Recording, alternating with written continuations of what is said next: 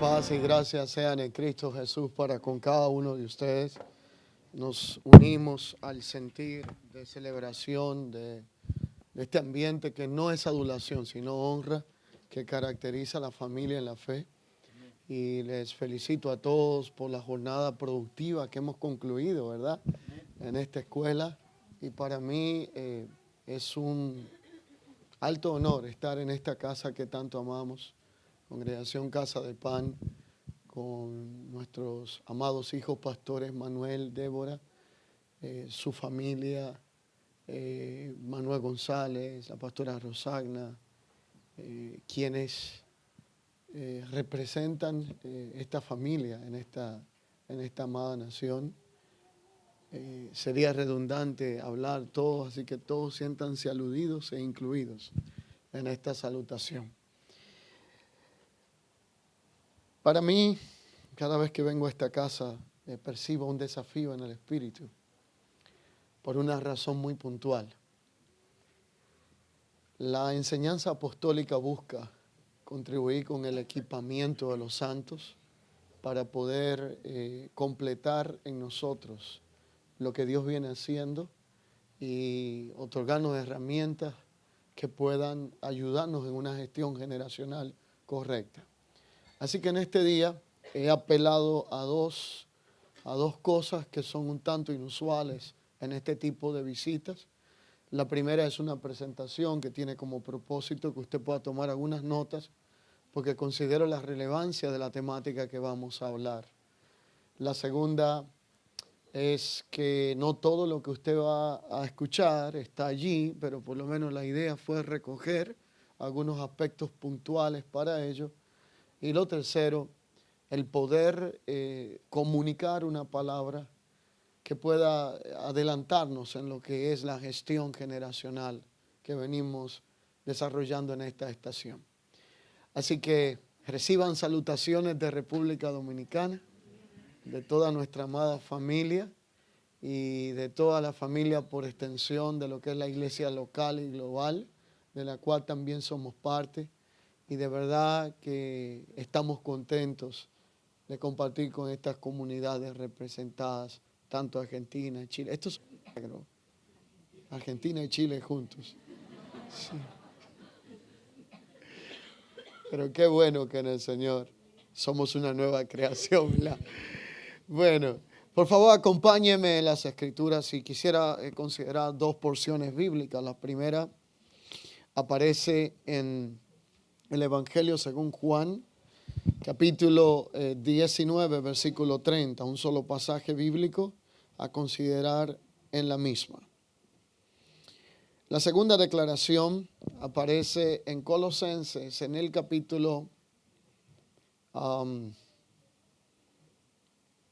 1, versículo 20, y me gustaría de allí contemplar dos porciones en las Escrituras, del 16 y a partir del versículo 20. Así que leeremos esta declaración.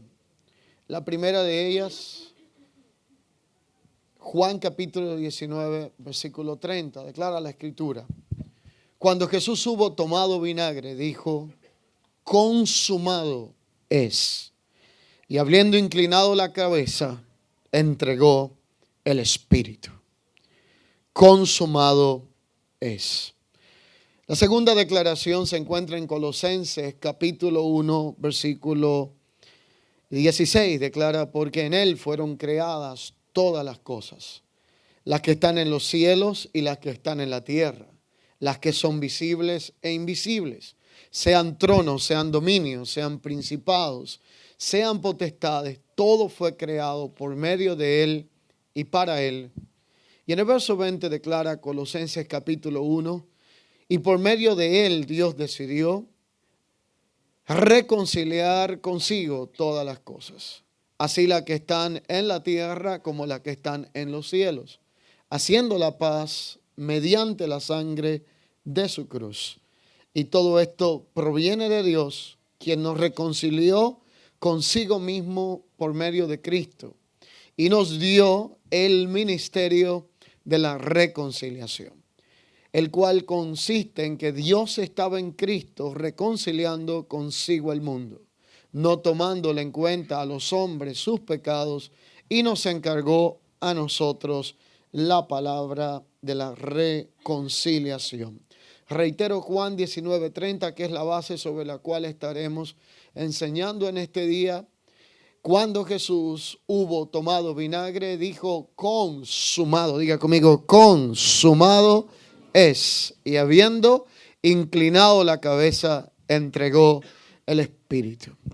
La temática que he percibido de parte del Señor a comunicar en este día tiene como intención resolver algunas lagunas y asuntos que estamos percibiendo que se están generando en esta estación. Así que por eso quisiera manejar con la ayuda del Espíritu de Dios de forma quirúrgica lo que es esta enseñanza, para que pueda ella ayudarnos en la comprensión de aspectos que tenemos que reflexionar en la palabra de Dios. La temática a tocar es la obra consumada en la cruz. Para todos nosotros no es nada nuevo el saber que una de las declaraciones más contundentes de Jesús fue el hecho de comunicar que si alguno anhelaba ser su discípulo, buena cosa estaba anhelando. Pero también habló de la responsabilidad que conllevaba esta tarea y dijo: por lo tanto, quien quiera ser mi discípulo, tome su cruz diariamente y sígame. Un entendido en esta realidad que fue Pablo, entonces en un momento determinado dijo en Gálatas a esta comunidad: con Cristo yo estoy juntamente crucificado. De manera que ya no vivo yo, sino Cristo vive en mí. Y en la cruz entonces comienza a efectuarse todo lo que tiene que ver con la obra de consumación que involucra la realidad por la cual se sustenta todo aquello que hoy disfrutamos a través de la vida de fe y de aquello que Cristo vino a resolver en la cruz del Calvario. Así que hablar de la cruz de Cristo, hablar de la obra consumada en la cruz, es algo un tanto diferente al concepto de la cruz que teníamos antes del entendimiento de esta realidad presente y pacto. Para muchos de nosotros no es nada nuevo saber lo que histórica y tradicionalmente la cruz representó para nuestras antiguas generaciones y para algunos de los que de alguna forma u otra no tuvieron la oportunidad de nacer bajo el evangelio y la influencia de esta palabra y enseñanza, sino en una religión tradicional. La cruz era aquel elemento simbólico, ritual de esa letanía que solamente podía identificar el madero, de lo cual traía una profunda reflexión sobre lo que fue la cruz romana, sobre lo que fue la cruz del cristianismo. Pero cuando Pablo comienza a hablar de esta gestión y Cristo, de la obra consumada en la cruz, está hablando de algo que va mucho más allá de lo simbólico, está hablando de algo que va mucho más allá de lo que fue la cruz romana, está hablando de la cruz de Cristo. La cruz de Cristo no es dos pedazos de madero colocados en una posición cruzada. La cruz de Cristo no es aquel lugar donde nosotros venimos para recordar continuamente aquello que fue el elemento usado como un medio para lograr un fin llamado la consumación del propósito eterno. La cruz de Cristo representa un antes y un después. La cruz de Cristo es el lugar donde todo comenzó y donde todo ha de terminar. Esta cruz de Cristo de la que estoy hablando es Pablo quien plantea que es el lugar de la muerte a la vieja naturaleza, de la crucifixión del yo para vivir en el vosotros y del lugar en donde Adán es colgado para que el Cristo eterno sea vivificado y pueda ser entronado correctamente en nuestras vidas. Así que la panorámica de Juan capítulo 19, versículo 30, plantea una de las 7 palabras declaradas por Cristo en la cruz del Calvario. En un momento dijo: Padre, perdónalos porque no saben lo que hacen. En un momento dijo: Padre, pasa de mí esta copa, pero que no sea mi voluntad sino la tuya. En algún momento tuvo sed y dijo: tengo sed.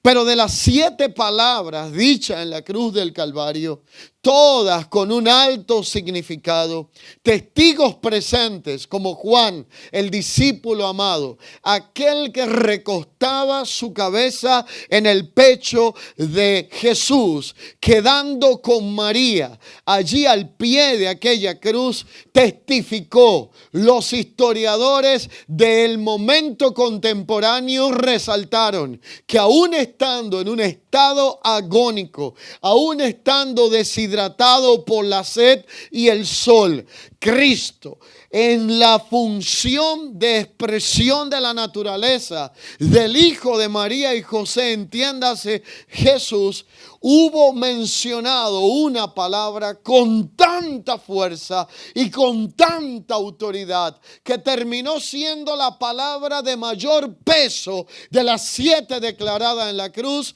y fue cuando él dijo: consumado es. Ha sido pagado, ha sido cancelado, no hay deuda pendiente. Todo lo esperado ha sido hecho. Por lo tanto, esta poderosa declaración habla de aquello que fue consumado en la cruz del Calvario. La palabra consumar tiene un peso sumamente extraordinario en la realidad de su contexto. Así que la etimología de lo que es consumado es aquella palabra que se describe tetelestai. Reitero, tetelestai. Y he puesto aquí algunas definiciones para poder contribuir con lo que es la dinámica de enseñanza a través de la palabra. Así que tetelestai significa consumado es.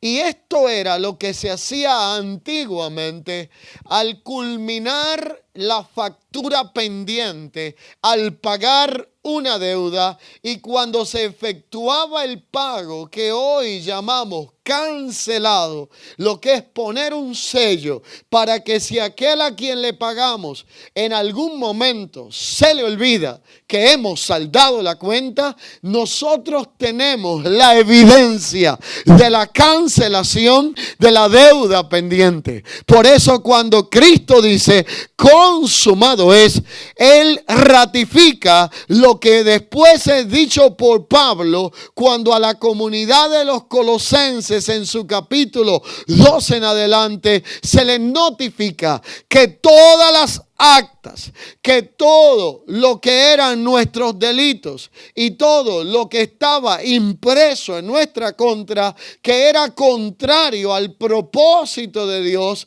Cristo en la cruz tomó y quitó de en medio las actas, los decretos que nos eran contrarios. Lo quitó, lo clavó en la cruz y al consumar su propósito nos dio la oportunidad de ahora venir y estar sentados juntamente con Él y disfrutar del resultado de esta nueva naturaleza y de esta nueva creación en Cristo Jesús.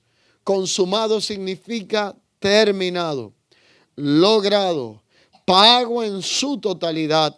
Por lo tanto, el entender la obra consumada en la cruz implica varias vertientes que debemos de acatar de manera responsable. Lo primero es que cuando Cristo consuma en la cruz el propósito eterno de Dios en su máxima expresión, al decir consumado es en la cruz, está diciendo el pago fue hecho en su totalidad. Dile al que está a tu lado, el pago fue hecho en su totalidad.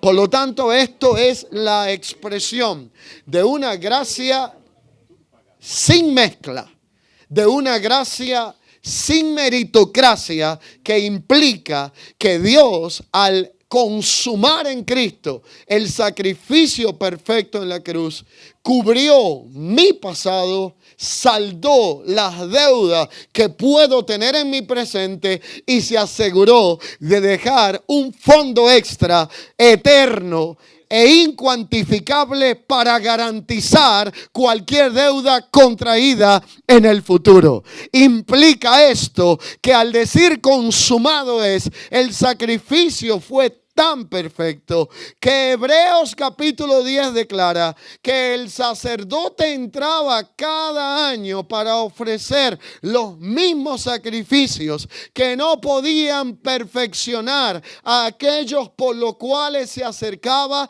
sino solo cubrir por un tiempo la deuda del pecado. Mas Cristo no tiene necesidad de entrar cada año ni en cada ocasión, porque Él entró una sola vez y para siempre. Y al entrar en aquel lugar, entonces no cubrió nuestros pecados, sino que nos limpió de una vez y para siempre, para presentarnos justos en una nueva naturaleza delante del Padre, y que ahora lo que nos toque a nosotros sea perfeccionar esa santidad posicional recibida en el temor de Dios. Porque todo lo que tenía que ser consumado por Él, reitero, todo lo que tenía que ser consumado por Cristo ya fue consumado en la cruz del Calvario. Cristo no tiene que volver a ser crucificado. Su sacrificio no fue a medias. Su obra no fue incompleta. Y nosotros fuimos hechos participantes de un perfeccionamiento y de una consumación en su contexto posicional, porque Él fue a la cruz por nosotros y por nosotros llevó nuestros delitos.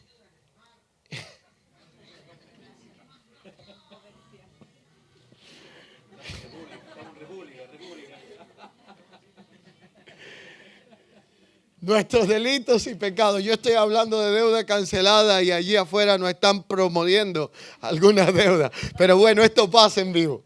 Así que Él fue a la cruz y consumó el propósito a favor de nuestros delitos y pecados. Así que todo lo que nosotros queramos añadir por nuestra fuerza a la obra consumada, le quitaría el valor a lo declarado como insuficiente. Sería algo incompleto, sería sacrificio humano, sería pura religión, sería puro activismo, porque todo lo que nosotros podamos hacer desde el mérito humano para añadirle al perfecto sacrificio sería insuficiente en función de lo que ya Él hizo en la cruz del Calvario. En la cruz, la humanidad fue reconciliada con Dios de una vez y por todas. En la cruz fue dado el derecho de acceder de aquellos que éramos extraños y advenedizos a la familia de Dios. En la cruz nos fue dada entrada a la vida eterna y a la eterna salvación.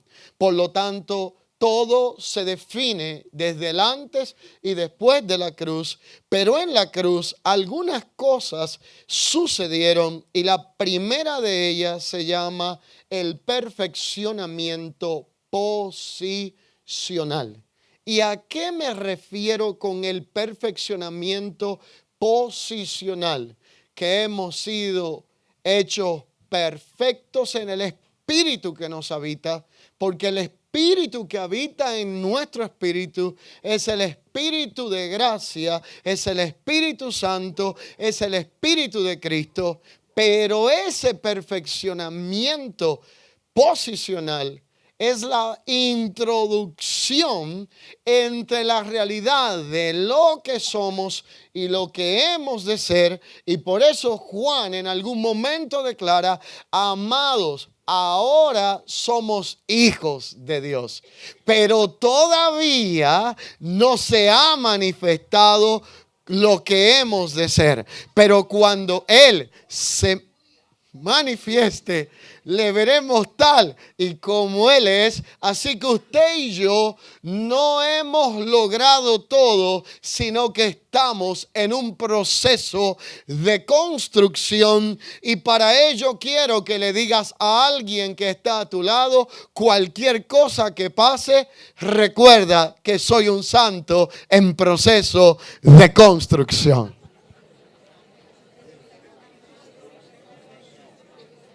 Así que esto no justifica un mal accionar, pero implica que su obra fue perfecta y total y completa en la cruz. ¿Estamos todos de acuerdo? Cristo no tiene que volver a entrar. Cristo no tiene que volver a ser crucificado. Cristo no tiene que volver a hacer el sacrificio, porque el sacrificio fue hecho una sola vez y para siempre. Y todo nuestro pasado, presente y futuro fue saldado y consumado en el sacrificio perfecto de Cristo. Pero nosotros estamos en un proceso de perfeccionamiento. Por lo tanto, a nosotros nos toca lo que se llama la perfección progresiva. Dile a alguien que está a tu lado, infórmale a dos: fuimos hechos participantes de la obra consumada, pero estamos en el proceso de la perfección progresiva para poder llegar a la perfección y perfeccionamiento total, en donde podamos estar a su semejanza, en donde decimos: ¿dónde está, oh muerte, tu aguijón? ¿Dónde, oh sepulcro, tu victoria? Y donde este tabernáculo temporal no puede limitar la expresión de la nueva naturaleza para la participación del propósito eterno que comenzó en la eternidad, que continuará en la eternidad. Así que estamos exactamente ubicados. ¿Usted quiere saber dónde? Entre lo que somos y lo que hemos de ser. Pero ¿cuál es el punto céntrico de esto que siento la necesidad de mi espíritu de comunicar? Hemos abrazado esta verdad presente. Estamos hablando de una temporada gloriosa para la iglesia de Jesucristo a partir de la obra consumada en la cruz del Calvario y de la realidad presente de un nuevo pacto.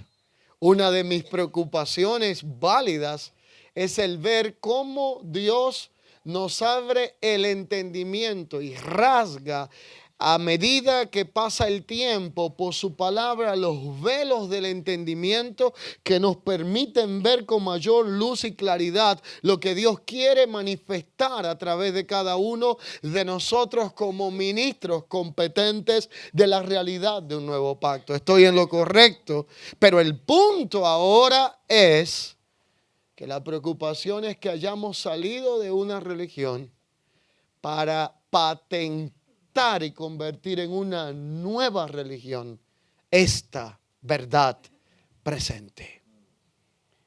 Por lo tanto, algunas inquietudes se gestionan en el espíritu. La primera de ellas: Cristo consumó su obra en totalidad en la cruz del Calvario, pero todavía soy un santo en proceso de construcción. Así que implica que todavía necesito orar. Todavía necesito recibir la palabra. Todavía necesito congregarme.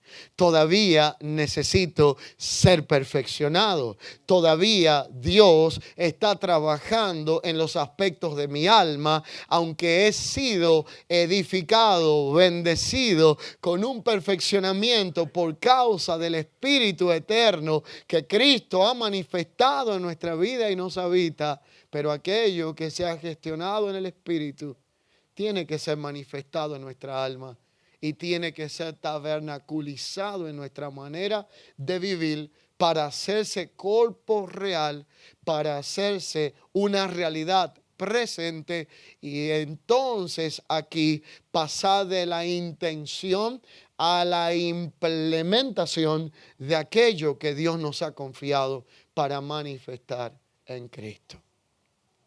Conozco cantidad de personas que hoy día ya no quieren asumir una posición de compromiso fundamentados en que vivimos en la realidad de un nuevo pacto, y eso es cierto, en que estamos a la luz de la verdad presente, pero eso no nos exonera a ninguno de una responsabilidad continua y un proceso de perfeccionamiento y de transformación delante del Señor. Ahora vemos personas que ya no quieren congregarse porque entienden que ya la obra fue consumada y ahora se escudan la irresponsabilidad en el hecho de decir que como ya Cristo pagó el precio, ahora ya no necesito tener comunión con los santos. Conozco casos de gente que entiende que ya no hay que orar porque de alguna manera u otra entiende que en la obra consumada todo fue completado en Cristo, lo cual es cierto, pero todavía Dios está trabajando progresivamente en moldear mi alma, en suprimir todo apetito y crucificar los deseos de mi naturaleza carnal para que yo pueda vivir la vida del Espíritu en Cristo Jesús. Esta realidad de la obra consumada involucra responsabilidades que tienen que ser cumplidas a través de nuestra vida. Así que a través de la obra consumada, lo que antes vivíamos en la carne, ahora podemos vivirlo en la fe del Hijo de Dios. A través de la obra consumada, vivimos después de la cruz, muerte y resurrección, y la naturaleza que nos gobierna pasa a ser la expresión y manifestación de Cristo en la tierra. Así que somos la iglesia viva en el Espíritu como cuerpo de Cristo, que estamos llamados a manifestar desde adentro hacia afuera lo que se nos ha confiado y lo que se nos ha dado en el Espíritu. Esto se llama expresión. ¿Y qué es la expresión?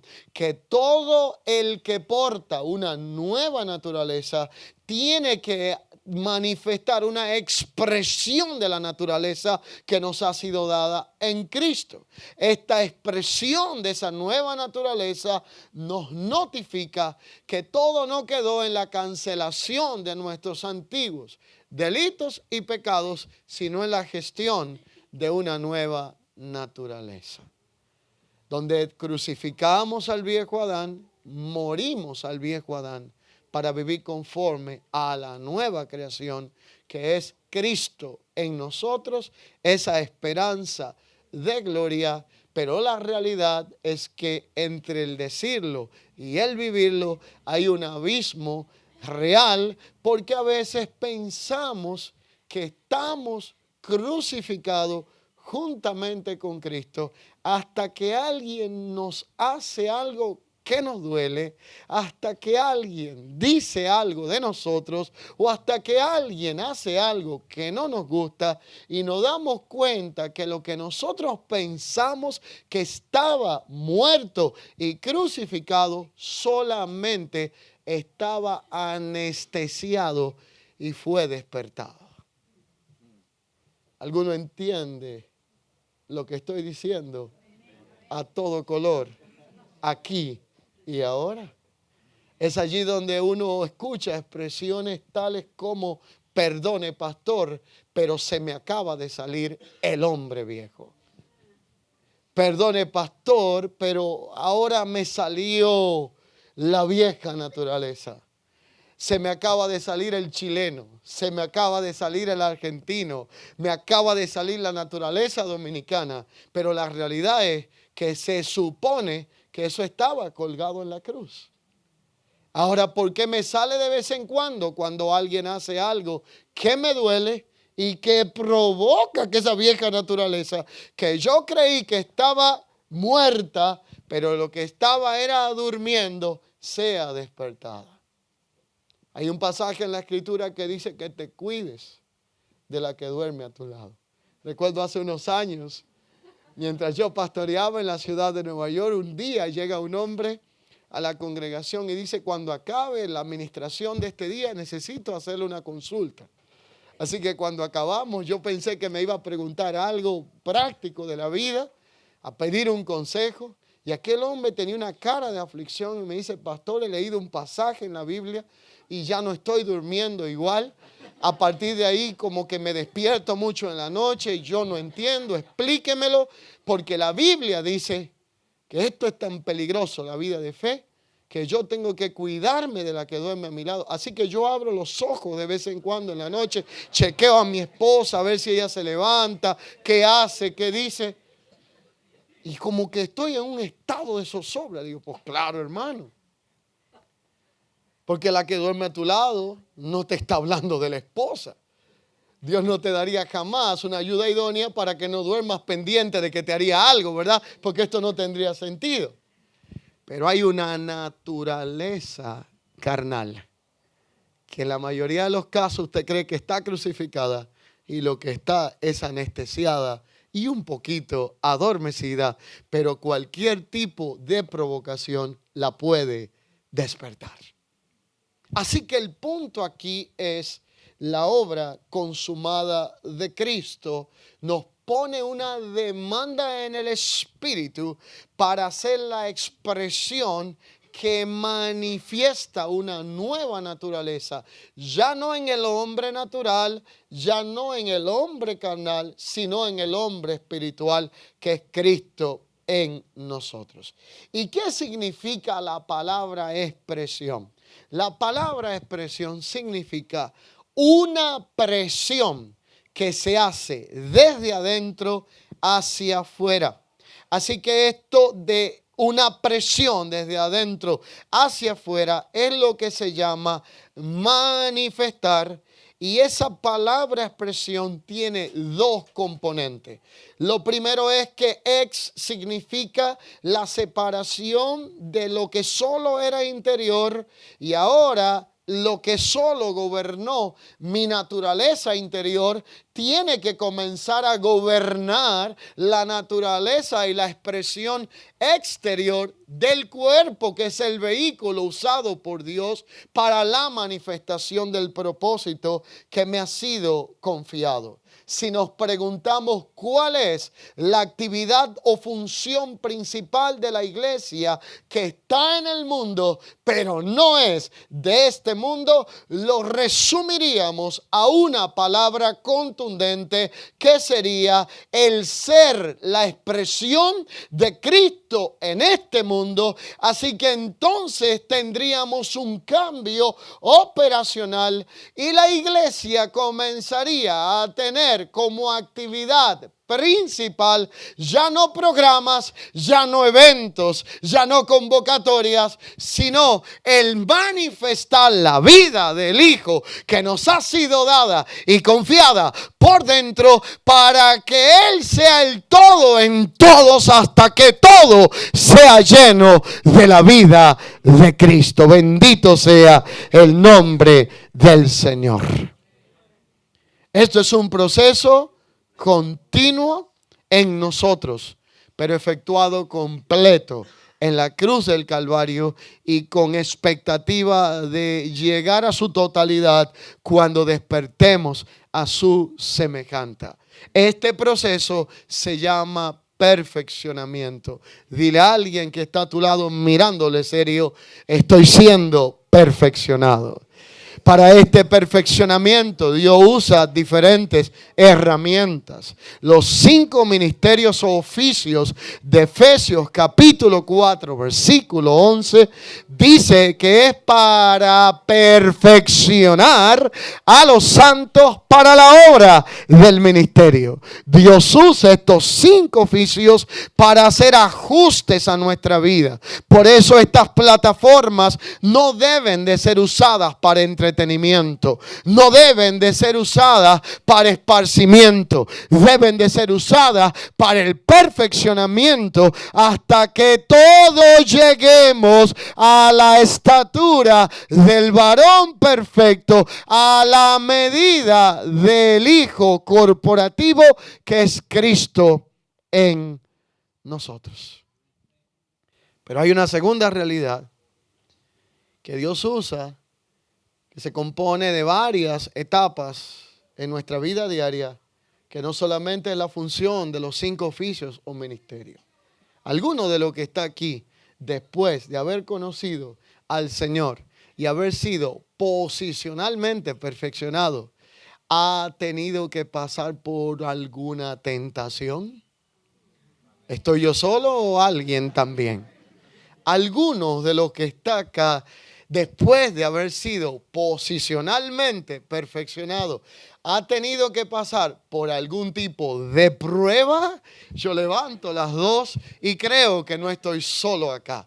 Y algunos de los que me escuchan por casualidad ha tenido que escuchar, aprender para definir lo vivido a través de la palabra tribulación,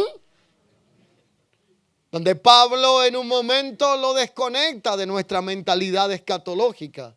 Y en vez de hablarnos de la gran tribulación, nos habla de las pequeñas tribulaciones que son tan mortificantes como la grande que se nos anuncia. Porque dice, estas leves tribulaciones momentáneas tienen un propósito.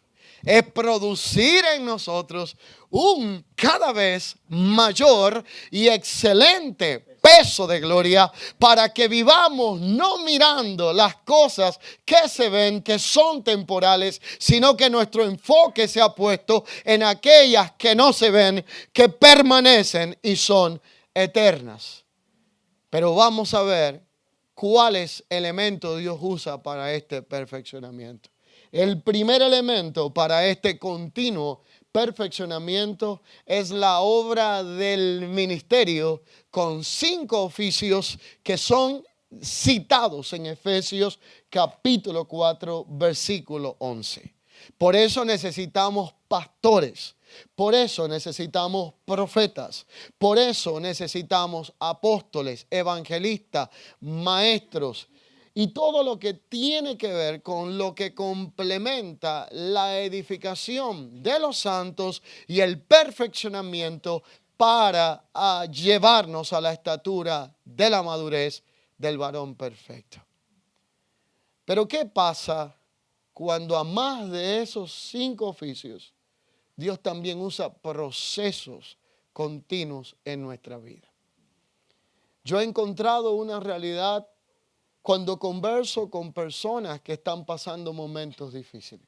Fíjese, en el Evangelio tenemos una cantidad de gente que confunde lo que es ser tentado con lo que es ser probado y con lo que es ser procesado a través de una tribulación.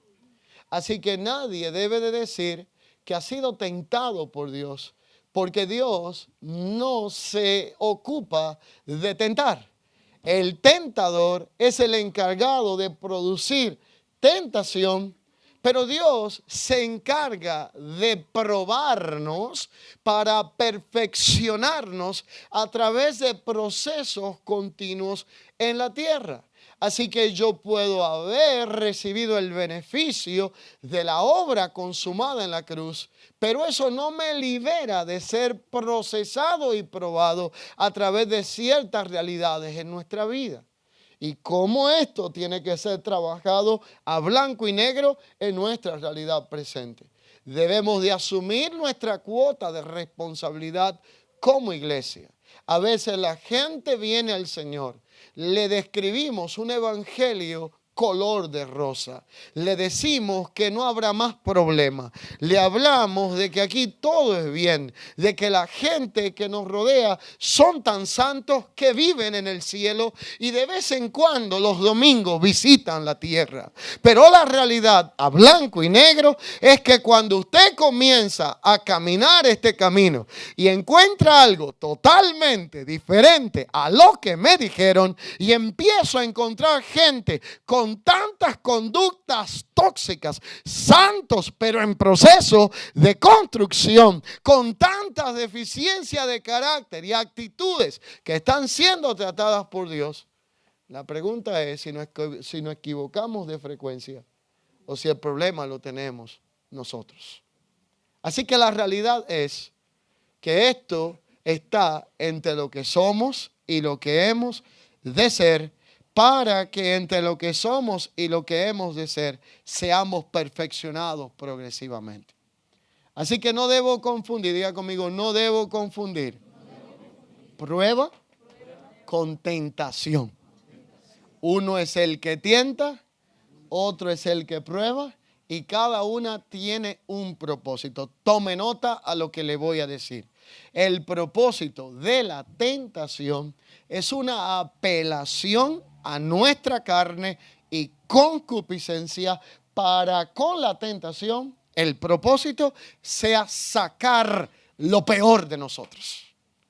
El propósito de la prueba es una apelación al depósito del Espíritu para que con el proceso Dios saque lo mejor de nosotros. Así que mientras la tentación saca lo peor que queda en mí, la prueba saca lo mejor que tengo, y la apelación de la tentación va a la carne y la concupiscencia, pero la apelación de una prueba va directo a una demanda en el Espíritu. Lo tercero es la tribulación, perfeccionados a través de los procesos.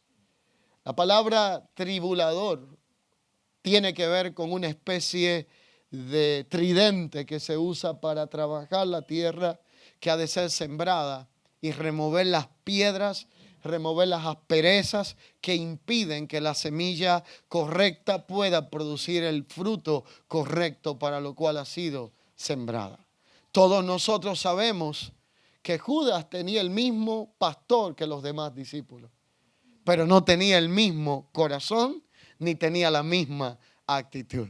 Usted puede estar en el mismo lugar donde se enseña la misma palabra, donde se usa la misma Biblia y donde predica el mismo pastor y tener diferentes resultados dependiendo de cuál es la actitud de la naturaleza del corazón con que se está recibiendo la palabra sembrada.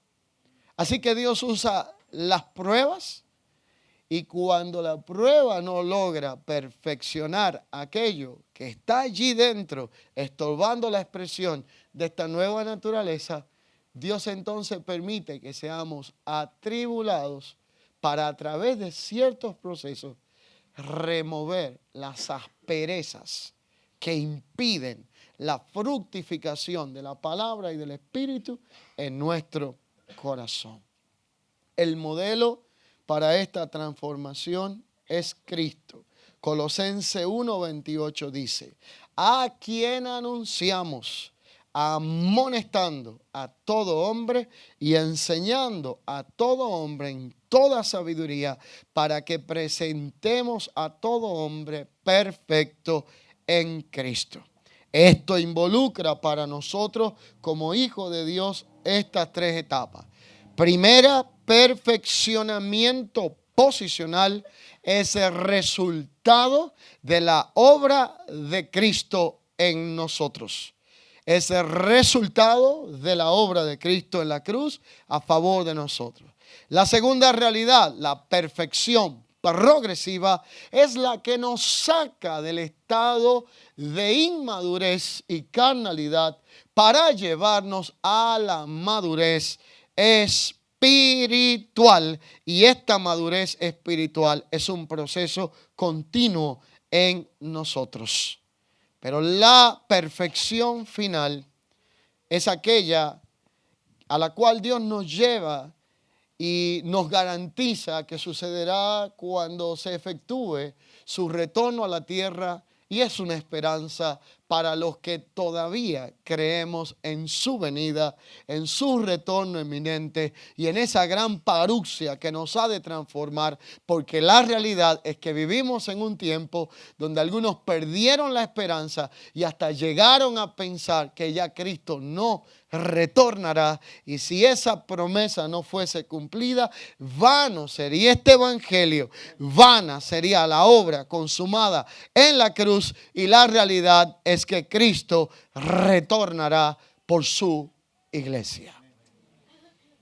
Así que la realidad es que la máxima expresión del consumado significa que Cristo ha vencido, que Él tiene la victoria y a través de nosotros nos ha hecho más que vencedores, que pagó por nosotros, que somos libres, que ya no tenemos que vivir por la condenación de nuestra vieja naturaleza, ni culpa, ni vergüenza, ni ningún tipo de ansiedad, y que a través de su sacrificio perfecto recibimos el perdón por los pecados del pasado, por cualquier error del presente y aún por lo que podamos infringir en el futuro, lo cual no nos da permiso ni licencia para pecar, pero sí nos garantiza que si alguno falla, abogado tenemos delante del Padre, quien es nuestro Señor y Salvador Jesucristo. Esta realidad de la obra consumada nos lleva a entender lo que es hacer morir lo terrenal en nosotros, y esa realidad de la obra consumada nos comunica tres aspectos que quiero, por favor, si usted puede, tome nota, porque estos tres aspectos serían el filtro, serían el sedazo por donde debe de pasar todo lo que hacemos dentro del contexto operacional como iglesia a través de nuestra fe, si en realidad vamos a operar desde la obra consumada. El primer aspecto de la obra consumada para filtrar si lo que hago es redundancia en lo hecho o caminando en base a lo que ya fue efectuado, es el aspecto legal de la obra consumada. Reitero, el aspecto legal de la obra consumada. El segundo aspecto de la obra consumada es el aspecto espiritual de la obra consumada. Y el tercer aspecto que filtra y sedacea todo lo que hago para saber si lo estoy haciendo a partir de la vida de Cristo o en la naturaleza del viejo Adán. El tercer aspecto de la obra consumada es el aspecto de lo eterno. Diga conmigo, legal, espiritual y eterno es el enfoque a raíz de la obra consumada de Cristo en la cruz del Calvario. Esta realidad comunica un proceso progresivo llamado reconciliación.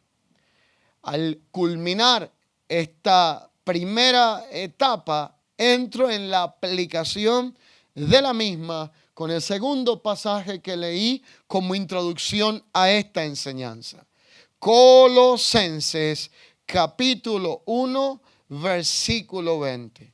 Por medio de él y de esta obra consumada, Dios se propuso el reconciliar consigo todas las cosas que están en los cielos, que están en la tierra, haciendo la paz mediante la sangre de su cruz. Y todo esto proviene de Dios, quien nos reconcilió ¿con quién?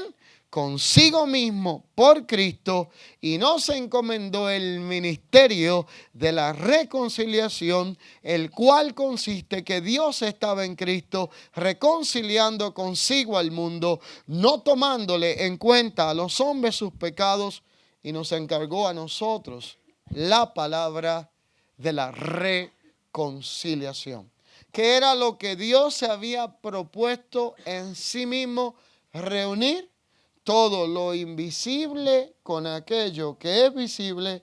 Diga conmigo, lo que estaba en los cielos reconciliarlo con lo que está en la tierra. Si es de lo que toma nota, escriba. Los cielos es la realidad de aquello que ya es perfecto. Y la tierra es aquello que está siendo perfeccionado. Por lo tanto, la intención es reconciliar toda la economía de los cielos con la de la tierra para expresarla a través de una nueva creación llamada Cristo en nosotros, la esperanza de gloria. Esta reconciliación consiste en reconstituir todo lo que fue dañado y destruido a raíz de la caída en Edén. Y esta reconciliación tiene que ver con justificación, redención, perdón, adopción y todo lo que implica esta realidad.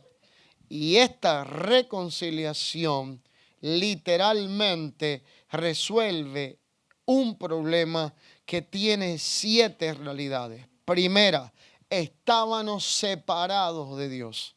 Segunda, estábamos alejados de la ciudadanía de Israel, ajenos de los pactos, ajenos a las promesas, sin esperanza, sin Dios en el mundo. Pero a nosotros, a raíz de la obra consumada, se nos otorgó 2 realidades poderosas. Y la primera se llama la palabra de la reconciliación. Y la segunda se llama el ministerio de la reconciliación. Usted y yo tenemos la palabra de reconciliación y el ministerio de la reconciliación para resolver una realidad que fue legalmente consumada en la cruz, que está siendo progresivamente trabajada en nosotros y que será finalmente completada cuando despertemos a su semejanza. ¿Cuál es esta realidad? Esta realidad involucra 5 reconciliaciones con las que quiero terminar. La primera reconciliación es la reconciliación que cada uno de nosotros debe de tener para con Dios. Escriba allí: reconciliados con Dios tendremos paz. ¿Cuántos saben que éramos enemigos de Dios? Nuestros pecados habían hecho una separación considerada como un estado de enemistad. Por lo tanto, aquí esta palabra que implica reconciliación tiene que ver con un proceso de enemistad que se inició con la caída del primer hombre creado y con la inexactitud del pecado. Así que la primera reconciliación, ¿con quién debe de ser? Ayúdeme. ¿De nosotros para con quién? La segunda reconciliación es un poquito complicada. Imagínense, muy complicada. Usted sabe cómo de complicada es. Porque la segunda reconciliación consiste en que después de habernos reconciliado con Dios de forma prioritaria, falta el que nos reconciliemos con nosotros mismos. ¿Y qué significa la reconciliación consigo mismo?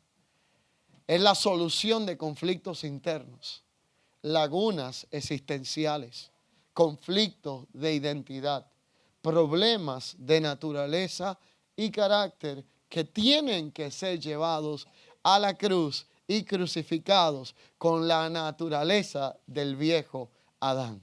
Aquellos errores que sabemos que Dios perdonó, pero nosotros mismos no nos hemos perdonado.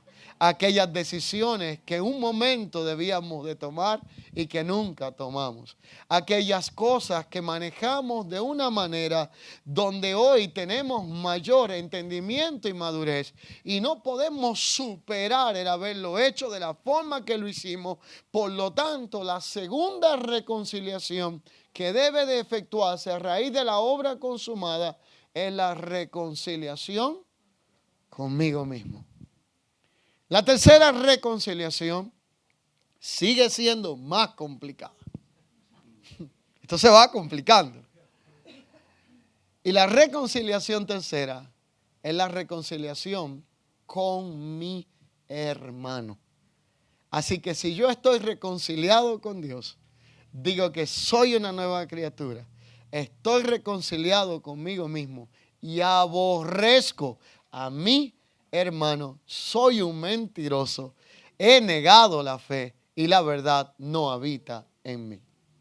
Así que los problemas, delitos de menor cuantía, como las ofensas, las enemistades en la carne, el clasismo, aquello del nacionalismo, aquello de los equipos de fútbol, aquello de las posiciones políticas y aquello que en un momento nos separó, tiene que ser colgado con la vieja naturaleza para que se produzca una real reconciliación que comenzó con Dios, continuó conmigo y ahora yo tengo que hacer un escáner, un análisis exhaustivo para ver quién en mi vida todavía no ha sido perdonado, qué ofensa en mi vida todavía no he superado, porque la máxima expresión o una de las expresiones de la madurez se llama creyentes inofendibles. Dile al que está a tu lado, la gente madura se convierte en gente inofendible. Y mientras más ofendible usted demuestra ser, implica que más carnal e inmaduro usted es. Y mientras menos ofendible demuestro ser, implica que más perfeccionado y más maduro usted ha llegado a ser. Por lo tanto, el maduro será inofendible. La cuarta reconciliación es la reconciliación que se va complicando todavía más. Y es la reconciliación con el cuerpo de Cristo. Déjenme decirles algo. Hay gente que hizo las paces con Dios, la hizo consigo mismo, la hizo con algunos hermanos, pero no quiere saber del cuerpo, aunque dice que ama la cabeza. Entienda una cosa, es incongruente decir que yo amo a Cristo, pero no quiero saber de la iglesia. Es incongruente pensar que yo tengo un amor y una comunión con Dios, pero no quiero exponerme a ser tratado en el roce continuo con los diferentes caracteres, con las diferentes naturalezas, con mi hermano. Por lo tanto, la reconciliación con el cuerpo en algún momento se tiene que efectuar. Yo no voy a hacer esta pregunta, pero quisiera provocar su entendimiento. ¿Sabe la cantidad de gente que tenemos ministrando desde la posición de la herida? ¿Sabe la cantidad de gente que tenemos sirviendo desde la posición del dolor? ¿Sabe la cantidad de gente que tenemos ministrando desde la posición de la frustración por lo que me hicieron, por lo que me dejaron de hacer o por lo que yo me generé una expectativa que nunca se hizo real y terminó en una decepción? Lo peor que puede suceder es hacerse una expectativa de algo que no logra acontecer y que termina en una decepción que nos lleva a un grado de frustración. Entonces, la mayoría de creyentes comienza a cambiar de congregación, pero sin haber superado el trauma de aquella anterior donde estuvo. Y empieza a arrastrar el problema y empieza a buscar la congregación perfecta. Y déjenme decirles, no existe la congregación perfecta total, y si existiera, se daña cuando usted llega. Porque estamos en el proceso. Porque no lo hemos alcanzado todo. sino que seguimos adelante hasta alcanzar aquello por lo cual fuimos alcanzados por el Señor. Así que debemos de ser reconciliados. ¿Con qué? Con el cuerpo de Cristo. Y la última de estas 5 reconciliaciones es que tenemos que ser reconciliados con el propósito eterno de Dios en Cristo Jesús. ¿Cuál es el propósito eterno de Dios? Es aquel que me comunica que todo comenzó en la eternidad y que todo ha de concluir en la eternidad. Es el volver a abrazar lo eterno, pero para ello hay que desprenderse un poco del apego a lo temporal. Lo temporal es gobernado por la ley de la vanidad. Escriba allí, ley de la vanidad.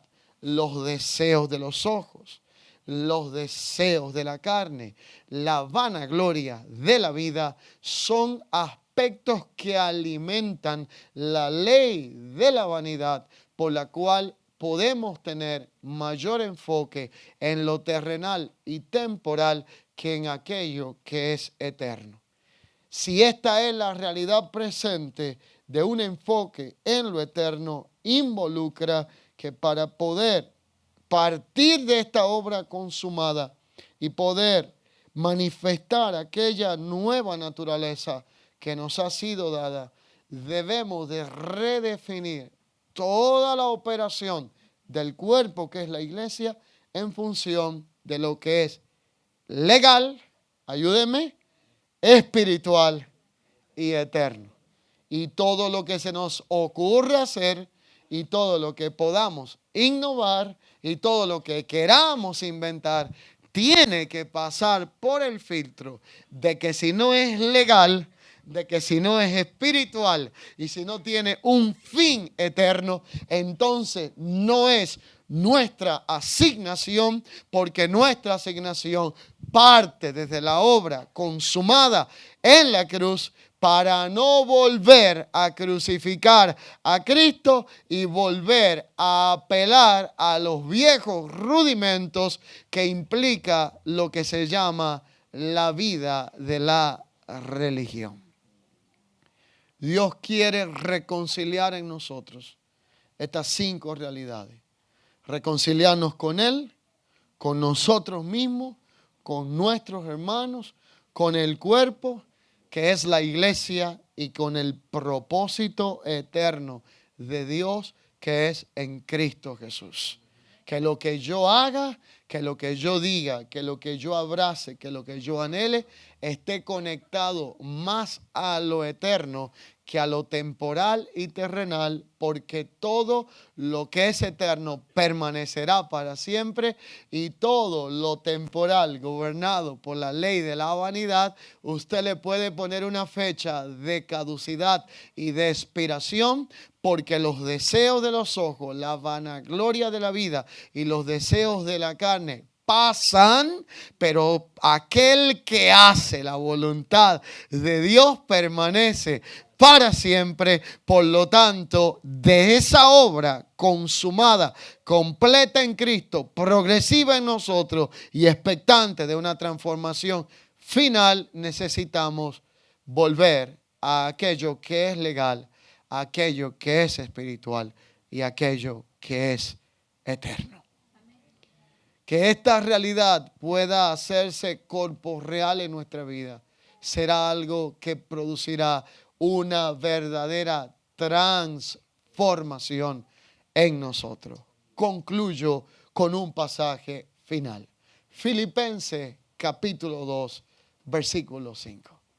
Haya pues en vosotros el mismo sentir que hubo en Cristo Jesús. ¿Sabe lo que en otras versiones declara esto? Haya en nosotros la misma mentalidad. Haya en vosotros el mismo deseo y haya en vosotros el mismo pensamiento. La única forma de que haya el mismo sentir que hubo en Cristo Jesús es crucificando la vieja naturaleza para poder vivir conforme a la expresión de la vida de Cristo. haya en vosotros el mismo sentir que hubo en Cristo Jesús, el cual no escatimó el ser igual a Dios como cosa a la cual aferrarse. Dígale a alguien que está a su lado, Él se despojó. ¿Sabe lo que significa que Él se despojó? Que Él, por un momento y lapso del tiempo, se desprendió de los privilegios del trono, pero nunca abandonó la identidad de la naturaleza. Dile a alguien que está a tu lado, podrás estar privado de privilegios, pero eso no quita que perdiste la identidad de tu naturaleza. Déjenme concluir con este punto. Por eso entonces en la obra de la cruz y por eso entonces en el conflicto evidenciado en la cruz del Calvario, el pasaje con que comenzamos decía que Él, cuando dijo consumado es, habiendo inclinado su cabeza, ¿qué dice luego? Expiró. Y cito este pasaje de Juan 19:30 para terminar en el lugar donde comencé. Usted sabe que es lo normal, que primero a usted expire entregando el espíritu y luego incline su cabeza. Y sabe lo que es anormal, que usted primero incline su cabeza como lo hizo Cristo y luego expire para que se cumpliese la escritura que decía, a mí nadie me puede quitar la vida o matarme, sino que voluntariamente inclino mi cabeza y la entrego y se cumple el propósito de que la pongo y la vuelvo a tomar. La segunda realidad con la que concluyo es la de Filipenses 2:5. Se negó a los privilegios del trono, pero no abandonó la identidad que tenía. Por lo tanto, tuvo hambre, tuvo sed, sintió dolor, sintió que el sudor se convirtió en lágrimas de sangre y científicamente usted puede transpirar sangre cuando está sometido al más alto grado de tensión por expectativa de algo que va a suceder, que usted ya no lo puede evitar. Y los vasos sanguíneos se comienzan a romper y lo que era una transpiración hace que el sudor se mezcle con sangre. Así que sufrió, sintió dolor, tuvo sed, su carne no soportaba más, pidió, si era la voluntad del Padre, que pasara la copa, porque Él no escatimó el ser igual a Dios como cosa que aferrarse y se despojó del privilegio del trono para poder ocupar el lugar nuestro en la cruz del Calvario. Pero ese despojo confundió a Satanás y lo seguirá confundiendo a través de nosotros si hay en nosotros el mismo sentir que hubo en Cristo. ¿Por qué lo confundió? Porque cuando Él fue crucificado, Satanás se frotó las manos pensando que el que estaba clavado en una cruz, que dijo tengo sed, que fue latigado 39 veces más uno y que tuvo que perdonar y decir, Padre, perdónalos porque no saben lo que hacen, que cargó el pecado donde el cielo por un lapso breve se oscureció. Satanás pensó que lo había derrotado, pero lo que no sabía, por no ser omnisciente y omnipresente y no poder conocer la intención más profunda del corazón, era que él había negado su privilegio al trono, pero no había abandonado su identidad de hijo. Y cuando yo entiendo la diferencia entre privilegio e identidad, entonces comienzo a vivir una vida victoriosa donde sé vivir en escasez y en abundancia, donde sé estar contento en pruebas, circunstancias o en momentos de refrigerio, y puedo gozarme en todo tiempo, porque la realidad temporal que vivo no invalida la naturaleza que tengo, y con dinero y sin dinero, y con problema y sin problema, y con conflicto y sin conflicto, sigo siendo un portador de la identidad del Hijo de Dios, porque la condición temporal no logra invalidar la identidad de la naturaleza que me ha sido dada por dentro como hijo de Dios. Estando en la cruz dijo, consumado es, para que entendamos que todo fue cancelado y hecho a favor de nosotros, aunque todavía nosotros estemos en medio de un proceso de perfeccionamiento hasta llegar al perfeccionamiento total. Consumado es, la deuda fue cancelada. Es mi oración que Dios añada gracia a nuestras vidas y podamos operar a partir de la obra consumada, entendiendo que todavía necesitamos orar, que todavía necesitamos la palabra de su gracia, que todavía necesitamos congregarnos, porque todavía no se ha completado todo en nosotros, pero se está trabajando a través del Espíritu para que lleguemos algún día a ese perfeccionamiento total. Que la gracia de Cristo Jesús siga siendo manifestada en sus vidas. Les encomiendo a Dios y a la palabra de su gracia, que tiene el poder para guardarnos y darnos herencia entre los santificados. Póngase de pie conmigo. Y quiero que rápidamente el ministerio de alabanza y adoración de esta casa nos acompañe.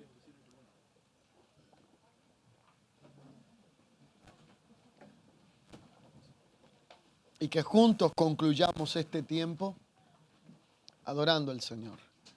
Estoy dentro del rango de tiempo, por favor pregunto, en donde siempre se reúne esta casa. ¿Es a esta hora aproximadamente? Bien, entonces me permite orar. Basado en esta realidad, no voy a llamar aquí al frente a aquellos que Dios está trabajando por medio de su Espíritu. Por lo tanto, creo que antes de hacer un llamado al altar, es bueno que sepa que usted es el altar de esta realidad presente, donde se está efectuando el sacrificio perfecto, aquel santo, vivo, puro y agradable a Dios, para convertirlo en el culto racional. Incline su rostro ahí donde está y permítanos en este momento adorar al Señor, para orar en base a la palabra recibida en este día. Le adoramos a Él.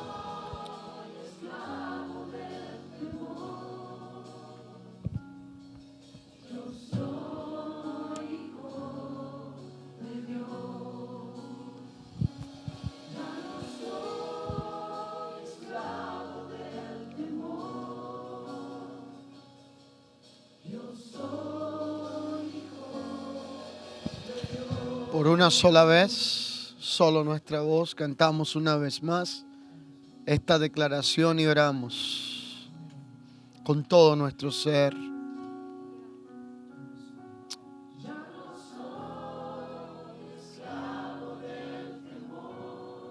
Soy hijo.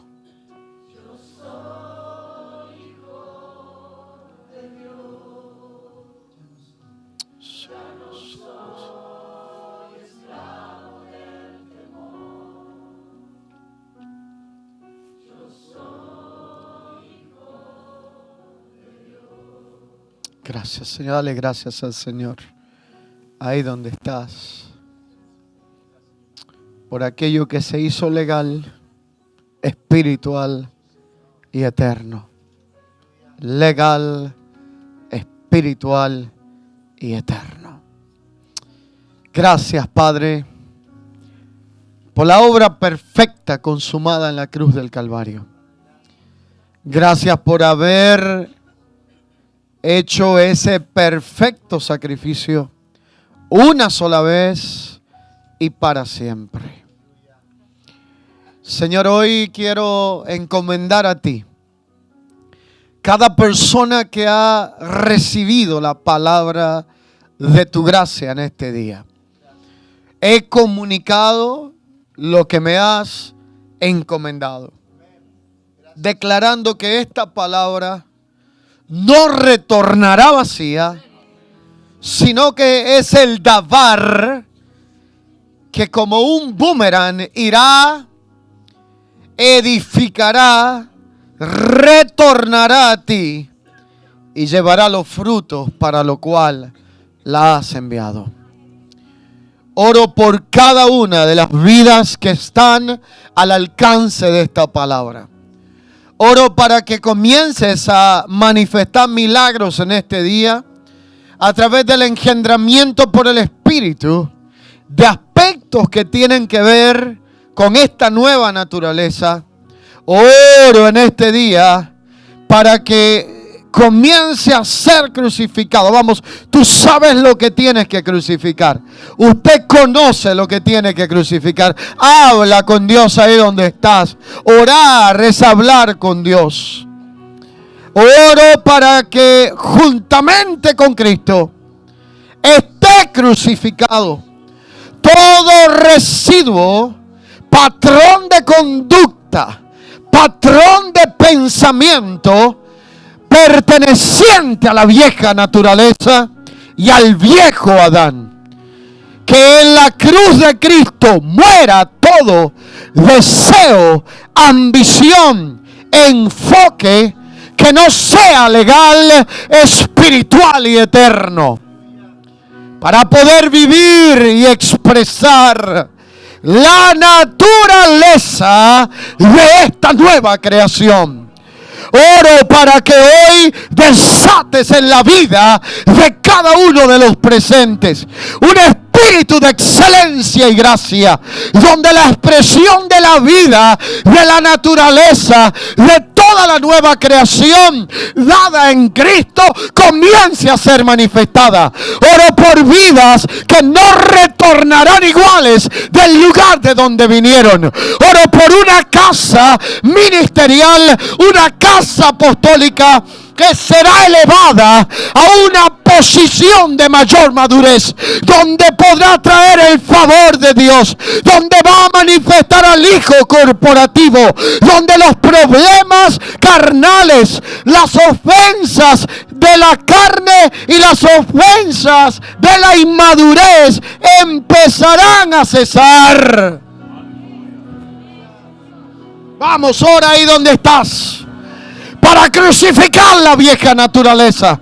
Vamos, yo crucifico, diga conmigo, yo crucifico los asuntos de la inmadurez, de la carnalidad, los residuos de la vieja naturaleza, de la mentalidad del Adán caído, y me declaro inofendible y me declaro fructífero, y oro para que a partir de la obra consumada, todo lo que ha estado allí encapsulado, todo lo que todavía no ha sido manifestado, todo lo que tenga que ser expresado, sea manifestado y expresado en la nueva naturaleza en Cristo. Oro por un ensanchamiento. Vamos, diga conmigo, seré ensanchado. Estoy siendo ensanchado. La presión del ensanchamiento se está produciendo desde adentro hacia afuera. Mentalidades estrechas serán ensanchadas. Espíritus estrechos serán ensanchados. Oh Señor, que la vida en el espíritu se convierta en una realidad presente. Y que seamos reconciliados con todo aquello que todavía estamos enemistados. Reconcilia contigo las áreas que no se han sujetado a tu voluntad.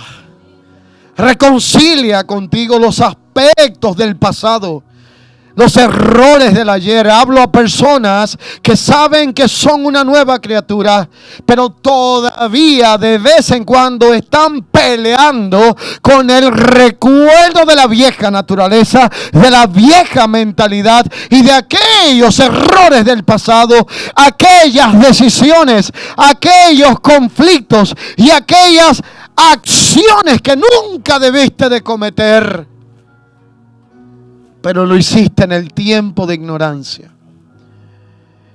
Oro por la reconciliación con personas que han sido ofendidas, lastimadas, que todavía albergan resentimiento, dolor, todavía sienten tristeza, profundo dolor y molestia cuando recuerdan el rostro, la imagen o la experiencia que un día tuvieron con alguien o en algún lugar.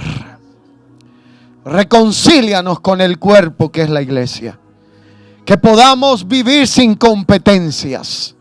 Que podamos saber que nuestro hermano es nuestra bendición y nuestro complemento. Que cuando veamos a otras congregaciones, que cuando alguien de otra denominación o de algún lugar sea relacionado con nuestra vida, podamos verle como parte del cuerpo, que seamos reconciliados con el propósito eterno de Dios en Cristo Jesús. Te doy gracias, Señor, por lo que tú estás manifestando en la vida del Espíritu. En la vida del Espíritu. Que ese depósito y esas riquezas espirituales dadas en Cristo comiencen a ser manifestadas desde adentro hacia afuera, a raíz de la obra consumada y el reenfoque en lo que es legal, espiritual y eterno. Hoy les encomiendo a Dios y a la palabra de su gracia, que tiene el poder para guardarlos y darle herencia entre los santificados. En Cristo Jesús. Amén y amén. Por favor, abre tus ojos y mira con responsabilidad a alguien que está a tu lado. Y dale un fuerte abrazo a esa persona que está ahí al lado de ti, celebrando esta nueva etapa de perfección en Cristo Jesús. Paz y gracia sea en el Señor. Les amamos, les llevamos en nuestro corazón, y será hasta la próxima vez donde nos veremos. Que la gracia de Cristo siga siendo manifestada en sus vidas.